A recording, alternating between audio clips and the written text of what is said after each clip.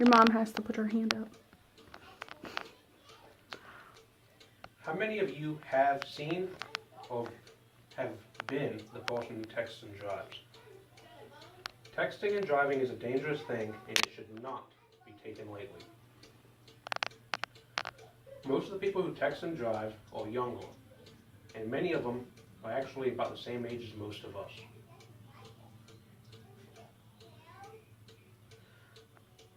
Texting and driving needs to be decreased because of the danger it has, and it can be, by many different ways, be helped. There are many traffic injuries every single year, but one of the reasons behind them can be erased.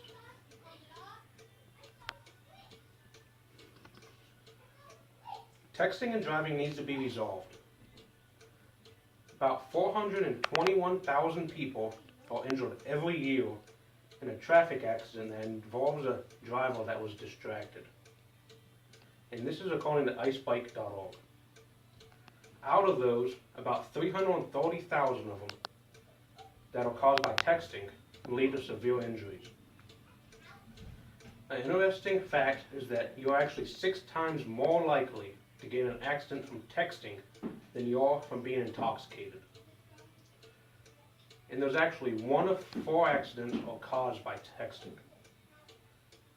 Another interesting fact is that you're actually 23% more likely to get in an accident because of texting than you are from just driving around normal.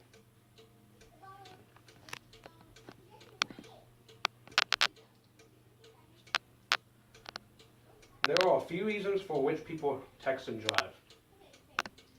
DriveSafe.net actually said people who text and drive believe they are good enough to get away with it. This means that they believe that after they've done it once or twice and never got pulled over or never got in an accident, they believe that they're good at it and can continue to do so.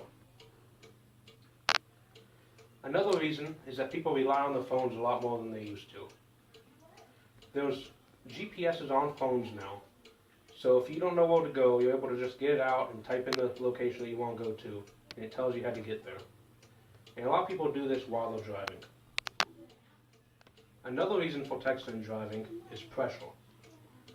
People like it when they get a quick response within 5 minutes, and because of this, they like to respond to other people the same way. If they get a message while they're driving, they like to text back so that they don't make the other people mad.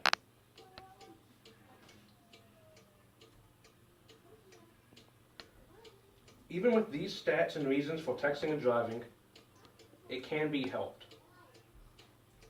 It can actually be helped in many ways. The first way that it can be helped is that there's many more driving classes that will focus specifically on texting and driving. Another way is that driver's education actually has specific parts that's just about texting and driving, just to show you the hazards and all the dangers that it can cause. Weebly actually said that there's now classes for officers. In these classes, they are taught how to be able to see someone who's texting when driving. There's also many campaigns around the United States that helps protect people from texting and driving. One of these campaigns is the one that AT&T has that they call It Can Wait. In this campaign, they actually have a pledge that you can sign. They also have many videos online that you can watch that shows you all the dangers and gives you a lot of statistics that you can remember.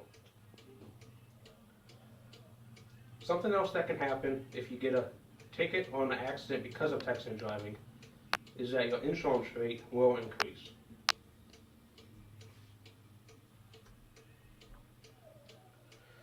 There are also other ways to decrease texting and driving.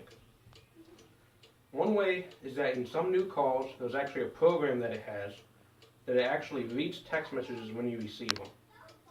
It can also send out a preset text message to whoever you got a text message from.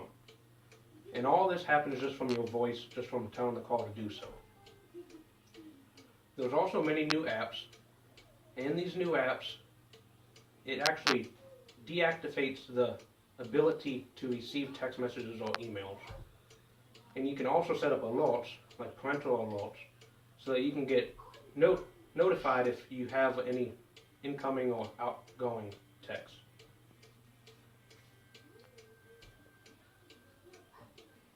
With all these solutions, texting and driving can be stopped. These solutions will bring more light to the issue. The point will continue to be pushed by all the new classes and the getting tickets and everything like that. And you can actually now be caught doing so. According to distraction.gov, 46 out of 50 states actually has laws that forbid texting while driving. And then the apps mentioned will also help push the point because people won't be able to text and drive.